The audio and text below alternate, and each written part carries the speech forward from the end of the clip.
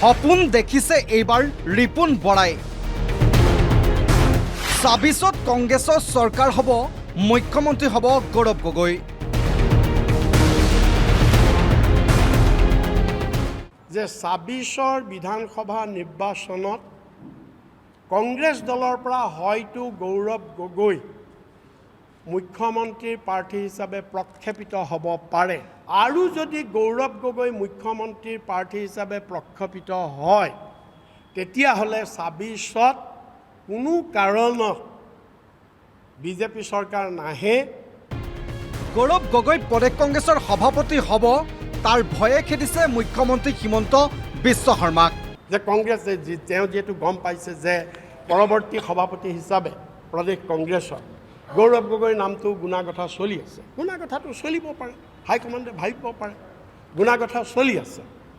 গতিকে গুণাগথা চলি থকাৰ কাৰণে তেওঁ ভাবিছে কি যে এতিয়া মই হাইকমাণ্ডক ভয় খুৱাই দিওঁ, পাকিস্তানী চোৰাংচোৱা বুলি মই গৌৰৱ গগৈক কৈ মই ভয় খুৱাই দিওঁ, তেতিয়া তেওঁক নিদিব, তেওঁক সভাপতি নিদিব।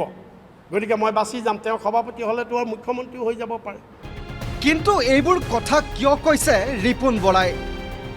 মুখ্যমন্ত্ৰীয়ে কিছুদিন ধৰি সংবাদ মাধ্যমত সাংসদ গৌৰৱ গগৈ আৰু পাকিস্তান সম্পৰ্কত এটাৰ পাছত এটা বিস্ফোৰক অভিযোগ উত্থাপন কৰিছে। গৌৰৱ গগৈ প্ৰসংগত মুখ্যমন্ত্ৰীক উভতি ধৰিছে এইবাৰ ৰিপুণ বৰাই। ২৬ৰ পূৰ্বে গৌৰৱ গগৈক ৰাজনৈতিকভাৱে নিষেধ কৰা ষড়যন্ত্ৰত নামিছে মুখ্যমন্ত্ৰী। হিমন্ত বিশ্বই লং টাৰ্মৰ কাৰণেও ভাবিছে অনাগত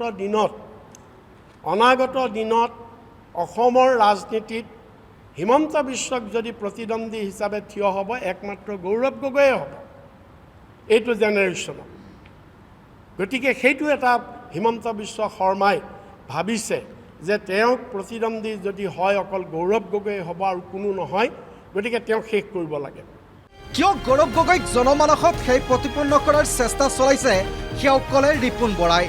গৌৰৱ গগৈ মুখ্যমন্ত্ৰী হ'লে মুখ্যমন্ত্ৰী হিমন্ত বিশ্ব শৰ্মাৰ ভৱিষ্যত কি হ'ব তাকো ক'লে ৰিপুণ বৰাই। যে মই কংগ্ৰেছৰ দিনত 14 বছৰ, এনে আমাৰ 15 বছৰ, তেওঁ 14 বছৰ মই মন্ত্ৰী থাকোঁতে মোৰ যিবিলাক দুৰ্নীতি মই কৰিছিলোঁ, লুইচ বাৰ্জাৰ কেলেংকাৰী, সাৰদা কেলেংকাৰী, ডিমা হাছাওৰ 1000 কোটি টকীয়া, ডিমা হাছাও ডিষ্ট্ৰিক্ট কাউন্সিলৰ 1000 কোটি টকীয়া কেলেংকাৰী, এই কেলেংকাৰীবিলাক আৰু বৰ্তমান মুখ্যমন্ত্ৰীত্বৰ কালত এই চিণ্ডিকেট কেলেংকাৰী, তেওঁ আৰু তেওঁৰ পত্নীৰ পাহাৰসম দুৰ্নীতি, পাহাৰসম সম্পত্তি, এই গোটেই দুৰ্নীতিবিলাকৰ ফাইলবিলাক হয়তো খোল খাই যাব। মুখ্যমন্ত্ৰীয়ে ৰাজনৈতিকভাৱে অংগক্ষত কৰাৰ চেষ্টা চলাইছে গৌৰৱ গগৈক। নিজৰ গাদী ধৰি ৰাখিবলৈ যি কাম ল'ৰা ৰজাই কৰিছিল, সেই কাম কৰিছে চতুৰ মুখ্যমন্ত্ৰীয়ে। এই অভিযোগ আনিছে এইবাৰ ৰিপুণ বৰাই। ল'ৰা ৰজাৰ দৃষ্টান্ত বাছি ল'লে।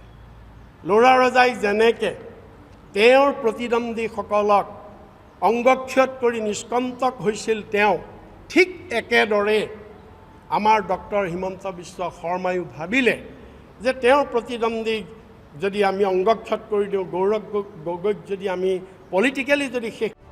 বিগত 3 মাহে ৰাজ্যৰ ৰাজনীতিত এটাই চৰ্চা, সেয়া আছিল সাংসদ গৌৰৱ গগৈ পাকিস্তান ভ্ৰমণ, গৌৰৱ গগৈ পত্নী এলিজাবেথ কলবাৰ্ণে পাকিস্তানৰ পৰা লোৱা দৰমহা আৰু সাংসদগৰাকী পুত্ৰৰ নাগৰিকত্ব প্ৰসংগ। মুখ্যমন্ত্ৰী আৰু বিজেপিৰ একাংশ নেতাক তীক্ষ্ণ বাক্যৰে কটাক্ষ কৰি এই সকলোবোৰ প্ৰশ্নৰ এটা এটা উত্তৰ দিলে ৰিপুণ বৰাই। লগতে আমাৰ কেইটামান টিভি চেনেলত, টক শ্ব'ত বিজেপিৰ কেইজনমান স্প'ক্স পাৰ্চন, তেওঁলোকেও সেই একেটা কৰে। নাই, আমি কৈছোঁ একদম এনেকুৱা। এজনেতো কি কৈছে যে কাটাতাৰৰ তলেদি পাৰ হৈ গৈছে গৌৰৱ গগৈ। এজনে তেওঁ দেখি আহিলে, কাটাতাৰেদি পাৰ হৈ যোৱা তেওঁ দেখি আহিলে। এইটো ক'বই, কাৰণ তেওঁলোকৰ কথাটো হৈছে কি, বাংলাদেশত কাটাতাৰ আছেতো, গৰু চিণ্ডিকেটটো কৰিবলৈ কাটাতাৰৰ তলেদি যায়তো, সেইটো অভ্যাস আছে চাগে তেওঁলোকৰ যোৱা, বা তেনেকৈ যোৱা বুলি তেওঁলোকে ভাবে, জানে। সেইকাৰণে ভাবি লৈছে কিজানি গৌৰৱ গগৈ এনেকৈয়ে কাটাতাৰৰ তলেদিয়ে গৈছে নেকি, সেইকাৰণে তেওঁলোকে কৈছে কাটাতাৰৰ তলেদি গৈছে বুলি। এজন বিজেপিৰ এজন স্প'ক্স পাৰ্চনে টিভিত কৈছে। ইমানেই নহয়, এইবাৰ মুখ্যমন্ত্ৰীক প্ৰত্যাহ্বান জনালে ৰিপুণ বৰাই।